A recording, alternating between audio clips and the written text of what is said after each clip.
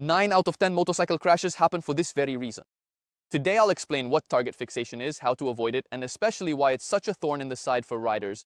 The most typical situation is obviously this one, because target fixation can happen at any time, even paradoxically on a straight, but it mostly happens in a curve, or rather, while entering a curve. This is because, for example, if I were coming from this direction and noticed the left turn too late, but then spotted that tree over there, where I might end up if I went wide, I'd end up focusing on that tree.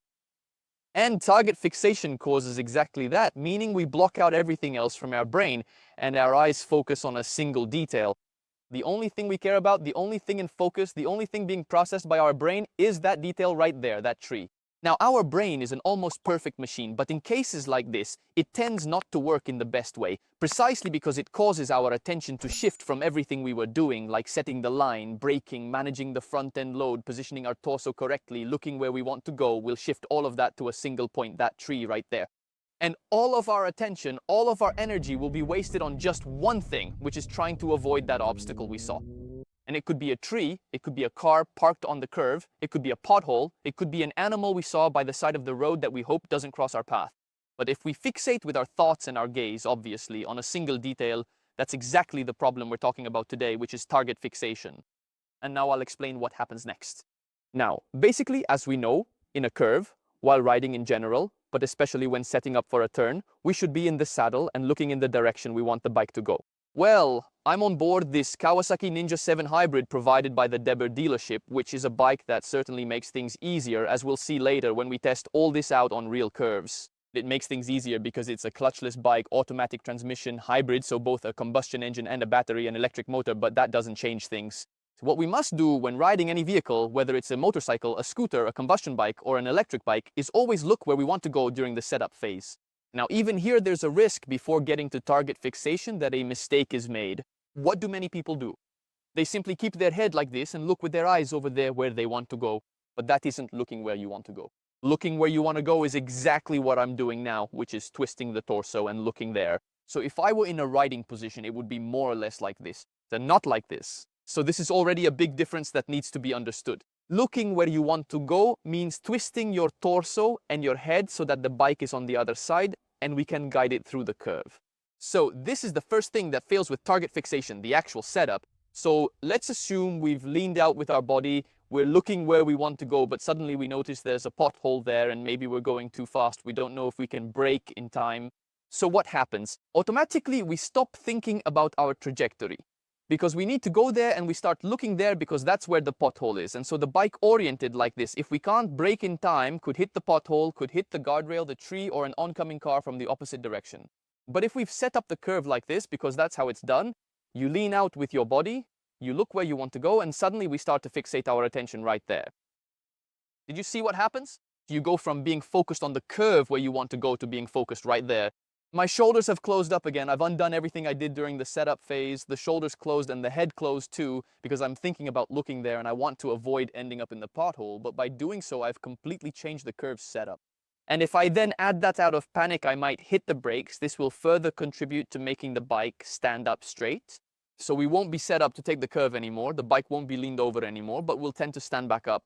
And be careful not to confuse, as many have done, braking in a curve with trail braking, which I'll link in the description. I made a very popular video. Trail braking is a different story. It's entering a curve with the brakes already applied. Here we were going through the curve with the throttle closed or already open, and suddenly we let go and close it. This definitely makes the bike stand up.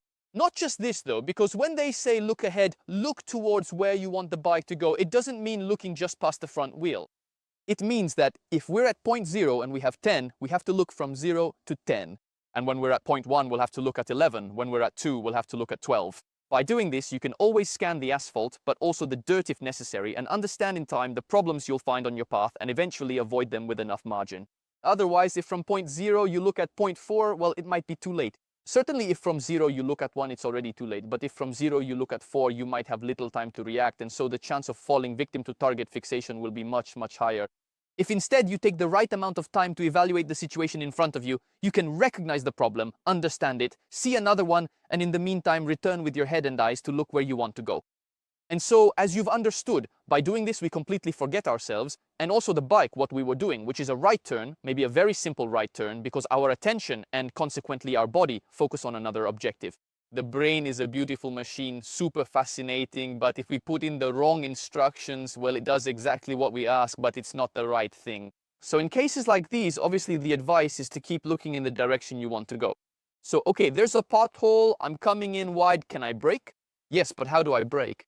Don't panic brake, use the rear brake, light pressure on the front, rely on engine braking, keep leaning, lean harder. There are many ways to avoid hitting that tree, that guardrail, or that pothole. And above all, we have a curve to navigate. So yes, there's a pothole, there's a tree, but there's also a curve. If you don't want to go wide, you also have to focus on what you were already doing, which is the curve. Therefore, yes, the things to do haven't changed. There might be a pothole, there might be a tree, but you still have to make the turn, so you still have to brake, you still have to stay positioned, maybe even accentuate the position, maybe even lean more to make sure you can close the turn. Instead, the rider who falls victim to target fixation forgets all this, wants to avoid the problem, and inevitably the bike will go wide and end up hitting the tree, the guardrail, a pole, whatever it is, with absolutely unpleasant results. But I'd also say it's time to hop on the Kawasaki Ninja 7 hybrid on a very twisty section, where the risk of getting carried away by the curves, the rhythm, and especially forgetting you have to make a turn when something distracts you is very high. So let's get on the Ninja 7 hybrid and I'll tell you from inside the helmet how I avoid falling victim to target fixation. Target fixation, let's talk about it. It's obviously the term that indicates the situation where we focus on a detail outside the curve and not on what we're doing, which is the curve. Basically, with target fixation, we interrupt our peripheral vision, so to speak, at the furthest point of the curve, at the exit of the curve, and instead focus on something outside the curve. Because of this, in those moments, our main goal really becomes avoiding going wide, accidentally hitting a pothole, hitting a tree, or simply hitting the guardrail. But in doing this, we completely forget about the rest of our riding techniques, such as being in the right gear, shifting our body weight properly, or setting the correct line. Our minimum goal simply becomes avoiding the biggest danger, which is going wide and potentially getting hurt. We might even begin in a seemingly optimal situation, but then we absolutely interrupt everything in favor of an absolutely instinctive response, which is trying to stop before the problem. The problem is something else though, because if we brake in a turn, as we know, one thing is trail braking, which is entering the turn on the brakes, then releasing them, coasting through, and then back on the gas, like I just did. But if we enter a turn without braking, or even with braking, it doesn't matter. We let off the throttle, let off the brakes, and then grab the brakes mid-turn because there's a problem. That's when it becomes a real issue, because the bike will tend to stand up, go even wider, and will end up exactly where we were trying to avoid. I'll show you an example. Obviously, I'll avoid crashing, but if I were to look at that dumpster, you see I stiffen up, I brake, and you see I go wide. Look here, for example, I'm coming in hot. If I go wide here, oh my god, oh my god, oh my god, oh my god, I'm going down. I'm actually going down. But I have to be careful not to focus my gaze too much on the outside, on what doesn't concern me anyway, because I mustn't forget, for example, that there's a hairpin turn to make here. I can't look at that wall, because if I keep looking at that wall, the bike will tend to go over there. I have to focus on the road, always, and in any case, on the road. This, for example, is one of those typical curves where, actually no, it's not this one, but there's a very similar one later, where it's easy to go wide because it's a curve that tightens at the last second when you least expect it. In fact, it's this one right here, this one here, see? If you focus on making the turn, you go a bit less wide, but it's easy to go wide anyway because it really tightens at the very end. But above all, you have to be careful not to let the fear of going wide take over, because if you then start looking at the guardrail, or anyway the other lane getting closer, it's really the end. So while riding the motorcycle, look everywhere but don't focus on anything, because every time your gaze ends up on a point and stays there, there will be exactly this risk of changing trajectory, of taking actions that are not the best for that situation. So look everywhere, look at all the obstacles, look at everything that could cause you a problem and lead to a change in trajectory to avoid it, but don't get fixated on the problem.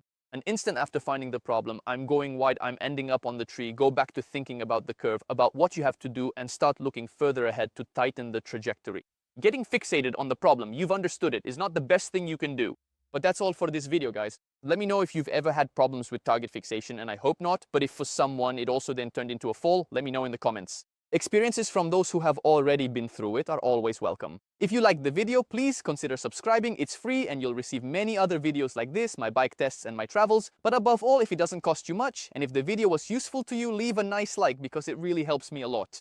But that's all for today. A big greeting from Andrea, and we'll see each other again in a future video.